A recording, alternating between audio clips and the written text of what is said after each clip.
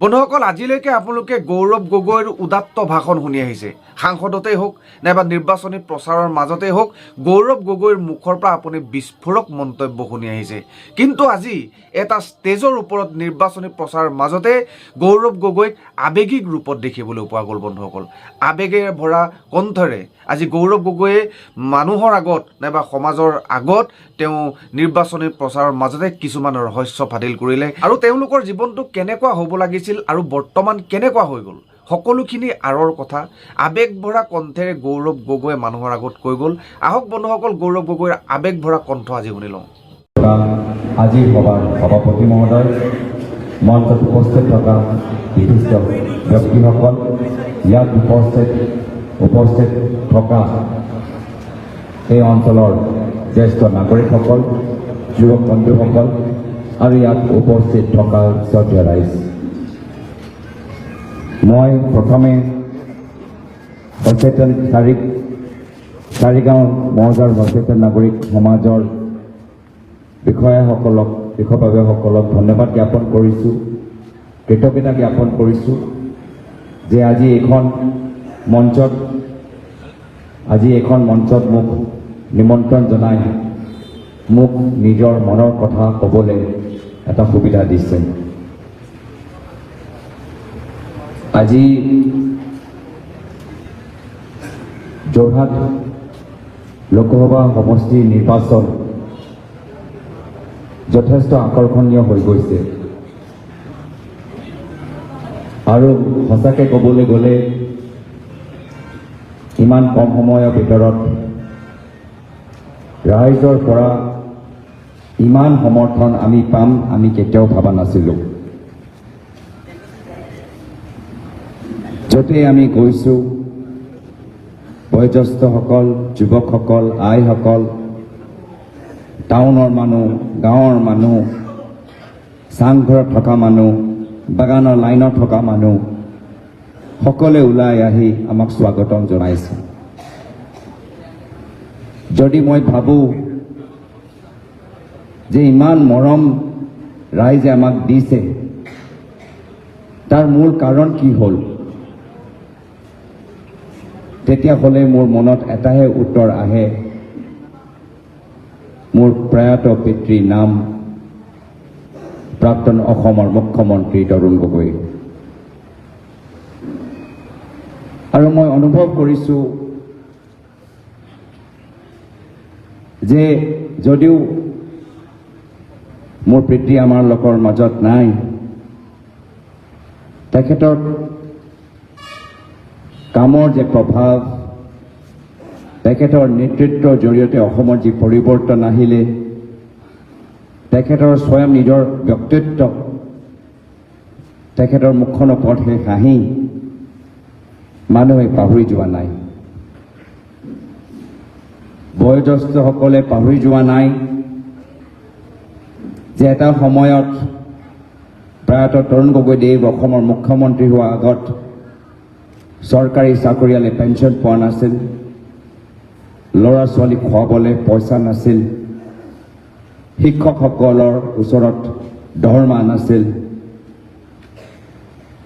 আৰু প্ৰয়াত তৰুণ গগৈদেৱ অসমৰ মুখ্যমন্ত্ৰী হৈ যোৱাৰ পিছত সেইবোৰ সমস্যা সমাধান কৰিবলৈ যথেষ্ট সফলতা লাভ কৰিলে। গাঁৱৰ মানুহ পাহৰি যোৱা নাই যে 2001 চনৰ আগত সন্ধিয়া ভাগত ঘৰৰ পৰা ওলাই যাওঁতে এটা ভয় আছিল বা ভয় লাগিছিল, আৰু লাহে লাহে লাহে প্ৰয়াত তৰুণ গগৈদেৱৰ কাৰ্যকালত সেই ভয়টো নাইকিয়া হ'ল।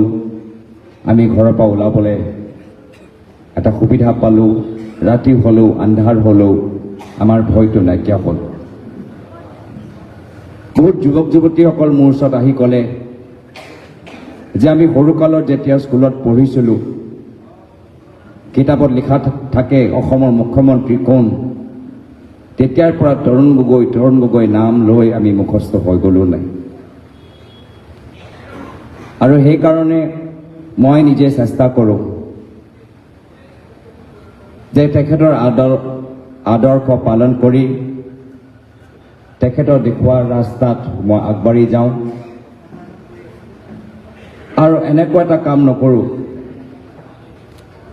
যি কাম তেখেতে যদি জীৱিত থাকিলেহেঁতেন সেই কাম গম পাই মোক বেয়া পালেহেঁতেন। আজি যোৰহাটত আহি যে ইমান মৰম অনুভৱ কৰিছোঁ, মই ভাবোঁ সেই মৰম প্ৰয়াত তৰুণ গগৈদেৱৰ প্ৰতি, সেই আশীৰ্বাদ প্ৰয়াত তৰুণ গগৈদেৱৰ প্ৰতি, আৰু এক হিচাপে ৰাইজ কৃতজ্ঞ যে প্ৰয়াত তৰুণ গগৈদেৱ আমালোকৰ মাজত ইমান বছৰ থাকি অসমক এটা সুস্থ পৰিৱেশ দিলে। আৰু যদি আমি চিন্তা কৰোঁ সেই পৰিৱেশ আৰু আজিৰ পৰিৱেশৰ মাজত যথেষ্ট পৰিৱৰ্তন আছে। প্ৰয়াত তৰুণ গগৈদেৱৰ দিনত বাক স্বাধীনতা আছে, প্ৰয়াত তৰুণ গগৈদেৱৰ দিনত শান্তি আৰু সম্প্ৰীতি আছে, প্ৰয়াত তৰুণ গগৈদেৱৰ দিনত তেখেতৰ কথাত এটা মৰ্যাদা আছে। কিন্তু আজিৰ তাৰিখত বাক স্বাধীনতা নাই, মানুহৰ হৃদয়ত ভয় সোমাই গৈছে। চৰকাৰৰ বিপক্ষে ক'বলৈ মানুহে আজিকালি সাহস বিচাৰে। সাংবাদিকজনে হওক, গাঁৱৰ মহিলা হওক, চিকিৎসক হওক, শিক্ষক হওক, যুৱক হওক, সকলোৱে এইখন চৰকাৰৰ বিৰুদ্ধে ভয় কৰিবলৈ আৰম্ভ কৰিছে। কিয়নো এইখন চৰকাৰৰ নীতি দমনকাৰী। লোকতান্ত্ৰিক দেশৰ ভিতৰত সকলোৰ বাক স্বাধীনতা আছে, বহুতেই চৰকাৰৰ পক্ষত থাকিব পাৰে আৰু তাতকৈ বেছি চৰকাৰৰ বিপক্ষত থাকিব পাৰে। কিন্তু কেতিয়াও নিজৰ কথা কওঁতে তেওঁলোকৰ নিজৰ জীৱনলৈ বা ভৱিষ্যতলৈ ভয় কৰিব নালাগে। এনেকুৱা এটা লোকতান্ত্ৰিক দেশৰ উদাহৰণ বা প্ৰতীক। কিন্তু আজি আমি দেখা পাইছোঁ এজন চৰকাৰী চাকৰিয়াল যদি মোৰ লগত চেলফি উঠায় তেতিয়া তেওঁক শোকজ দিয়া যায়। যদি কলেজৰ এজন যুৱকে কা আইনৰ বিৰুদ্ধতা কৰে তেতিয়া সেইজন যুৱকৰ ঘৰত পুলিচ পঠাই দিয়া যায়। যদি এজনী ছোৱালীয়ে ফেচবুকত এটা কবিতা প্ৰদৰ্শন কৰে, প্ৰকাশিত কৰে, তেতিয়া সেই সৰু ছোৱালীজনকো জেললৈ পঠাই দিয়া যায়। যদি গাঁৱৰ এজন মহিলা এটা বিশেষ ৰাজনৈতিক দলৰ সভালৈ যাবলৈ বিচাৰে তেতিয়া সেই গাঁৱৰ মহিলাজনক ভাবুকি দিয়া যায়। মই কোৱা নাই যে আমাৰ দল ভাল বা বেলেগ দল বেয়া, ইয়াৰ দলৰ কথা মই ক'বলৈ অহা নাই। কিন্তু ভাৰত লোকতান্ত্ৰিক হৈ থাকিবনে নাথাকে, অসম লোকতান্ত্ৰিক হৈ থাকিবনে নাথাকে, সেয়া হৈছে আচল প্ৰশ্ন। লোকতান্ত্ৰিক প্ৰক্ৰিয়া মতে চৰকাৰ ৰাইজৰ হয়, কিন্তু আজি বাস্তৱতে চৰকাৰ ৰাইজৰ নহয়। চৰকাৰ কিছু প্ৰভাৱশালী ব্যক্তিসকলৰ, আৰু তেওঁলোকৰ ব্যৱহাৰ চালে এনেকুৱা যেন লাগে যে গোটেই অসমৰ গোটেই চৰকাৰ তেওঁলোকৰ ব্যক্তিগত সম্পত্তি। মোৰ পিতৃ অসমৰ 15 বছৰ মুখ্যমন্ত্ৰী আছিল, দুবাৰকৈ কেন্দ্ৰীয় মন্ত্ৰী আছিল। বহুত মানুহে মোৰ ওচৰত আহি কৈছে যে মই আপোনালোকৰ নামত এটা কোম্পানী খুলি দিওঁ, আপোনাৰ যথেষ্ট লাভ হ'ব। বহুত মানুহে মোৰ মাৰ ওচৰত গৈ কৈছিল যে বাইদেউ আপোনাৰ নামত এটা কোম্পানী খুলি দিওঁ, আপুনি ডাইৰেক্টৰ হ'ব, হৈ থাকিব, একো কৰিব নালাগে, ইমান আপোনাৰ লাভ হ'ব। 15 বছৰ অসমৰ মুখ্যমন্ত্ৰী হৈ থকা পিছত আমাৰ পৰিয়ালৰ ভিতৰত না মোৰ মাৰ নামত আজি ক'ৰবাত কোম্পানী আছে, না মোৰ নামত ক'ৰবাত কোম্পানী আছে, না মোৰ মাৰ নামত ক'ৰবাত অসমত বাগান আছে, না মোৰ নামত ক'ৰবাত বাগান আছে, না মোৰ মাৰ নামত ক'ৰবাত নিউজ চেনেল আছে, না মোৰ বাইদেউৰ নামত ক'ৰবাত ৰিজৰ্ট আছে, না মোৰ পৰিবাৰৰ নামত ক'ৰবাত ব্যক্তিগত স্কুল আছে। সেই আদৰ্শ লৈ আজি এই নিৰ্বাচনী প্ৰচাৰত নামিছোঁ। কিমান সফলতা লাভ কৰিম সেয়া ৰাইজৰ ওপৰত নিৰ্ভৰ কৰে। ৰাইজে এই সিদ্ধান্ত ল'ব। কিন্তু মই আশা কৰোঁ যে নিৰ্বাচন নিৰপেক্ষ হৈ থাকে। মই আশা কৰোঁ যে নিৰ্বাচনী পৰম্পৰা মানি আমি নিৰ্বাচনী যুদ্ধত নামি যাম। কিন্তু দুখৰ কথা যে আজি আমি শুনা পাইছোঁ যে কিছু ভুৱা ফৰ্ম বিতৰণ কৰা গৈছে। এই ভুৱা ফৰ্মক চৰকাৰী আঁচনিৰ নাম দিয়া গৈছে। আচলতে এইখিনি চৰকাৰী আঁচনিৰ ফৰ্ম নহয়, এইখিনি এটা বিশেষ দলৰ তেওঁলোকৰ দলৰ পাব্লিচিটি মেটেৰিয়েল, দলৰ গোহাৰি হিচাপে লৈ লওক বা এটা বিশেষ দলৰ ইস্তিহাৰ। কিন্তু ইস্তিহাৰ হিচাপে সাধাৰণ মানুহক বুজোৱা নাই। সাধাৰণ মানুহক বুজাই দিয়া গৈছে যে এয়া হ'ল আঁচনিৰ ফৰ্ম, আৰু যদি নাম লিখে তেতিয়া আঁচনি পাব, আৰু যদি নাম নিলিখে তেতিয়া আঁচনি নাপাব। এয়া হৈছে ৰাইজৰ লগত অন্যায়। এয়া হৈছে অসমীয়া সহজ সৰল ৰাইজৰ লগত অত্যাচাৰ। প্ৰত্যেক দলৰ নিজৰ ইস্তিহাৰ, নিজৰ গোহাৰি ৰাইজৰ মাজত বিতৰণ কৰা অধিকাৰ আছে। আমিও কৰিছোঁ, আমি বহুত তেওঁলোকে যিমান কৰিছে সমান সহকাৰে আমি নিজৰ ইস্তিহাৰৰ গোহাৰি আমি ৰাইজৰ মাজত বিতৰণ কৰিছোঁ।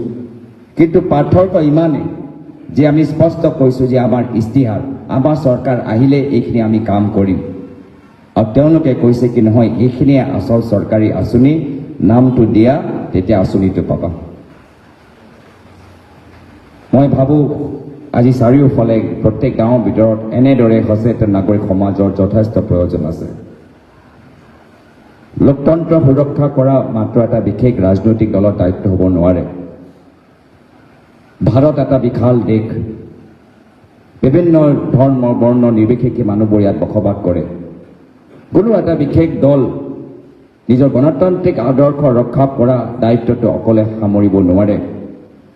এই ক্ষেত্ৰত ৰাইজৰ সহযোগ, ৰাইজৰ সমৰ্থন লাগিব। মই আকৌ কৈছোঁ, মই কোনো বিশেষ দলৰ না পক্ষত কৈছোঁ না বিপক্ষত কৈছোঁ। মই ভাৰতীয় লোকতান্ত্ৰিক পৰম্পৰা, আপোনালোকৰ ল'ৰা ছোৱালী বাক স্বাধীনতা, অসমীয়া আমাৰ সংস্কৃতি ৰক্ষা কৰাৰ পক্ষত মই কৈ আছোঁ। আৰু সেইকাৰণে মই আশা কৰোঁ যে এনেদৰে সচেতন নাগৰিক সমাজ চাৰিওফালে থাকিব, তাত বিভিন্ন দল সংগঠনৰ প্ৰতিনিধি থাকিব, আৰু আমি বাস্তৱভাৱে কোনো দলৰ নহয় কিন্তু অসমৰ বাবে চিন্তা কৰি আমি এটা সঠিক সিদ্ধান্ত ভৱিষ্যত ল'ম। আজি মোৰ কাৰণে এটা গৌৰৱৰ কথা যে যোৰহাট দৰে এটা সমষ্টি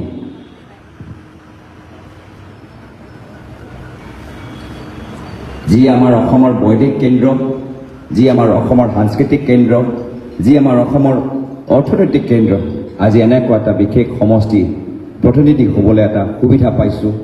প্ৰতিনিধি হ'ব পাৰোঁ নে নোৱাৰোঁ সেইটো ৰাইজৰ আশীৰ্বাদ ওপৰত নিৰ্ভৰ। আজি এই মঞ্চত মই মাত্ৰ আপোনালোকৰ আশীৰ্বাদ বিচাৰিছোঁ, আৰু আগতীয়াকৈ হ'লেও ৰঙালী বিহুৰ ওলগ যাচি আজি ইয়াত ইমান সুন্দৰকৈ সভা আয়োজন কৰাৰ বাবে সচেতন নাগৰিক সমাজক ধন্যবাদ জ্ঞাপন কৰি, চবৰ ঘৰৰ মংগল কামনা কৰি ইয়াতে নিজৰ চমু দুআষাৰ সামৰিছোঁ। ধন্যবাদ। জয় হিন্দ, জয় অসম।